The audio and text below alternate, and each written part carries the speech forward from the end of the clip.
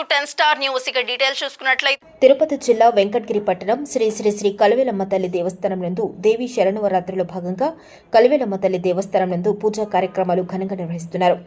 ఆదివారం ఉదయం రావి మహిళా ఫౌండేషన్ అధినేత రావి దేవిక చౌదరి, రమేష్ చౌదరి దంపతులు కలివేలమ్మ గుడి వద్ద ప్రత్యేక పూజలు నిర్వహించి అమ్మవారిని దర్శించుకున్నారు. అనంతరం అన్నదాన కార్యక్రమంలో పాల్గొన్నారు. ఈ సందర్భంగా రావి దేవికా చౌదరి మాట్లాడుతూ ముందుగా ప్రజలందరికీ దసరా శుభాకాంక్షలు తెలియజేశారు. ఇది హిందువులకి ముఖ్యమైన పండుగను నవరాత్రి శరణవరాత్రి అని అంటారు.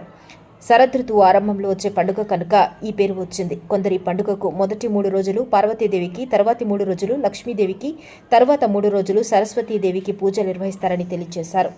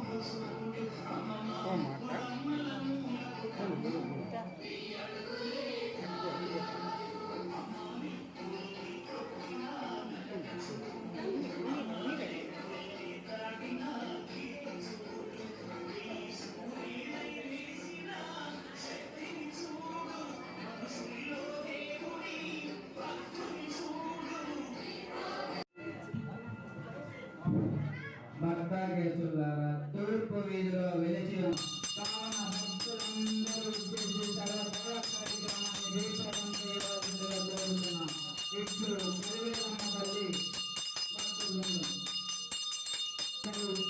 సర్వ దైవ కార్యక్రమాన్ని జయప్రదం చేయవలసిందిగా కోరుతున్నాం.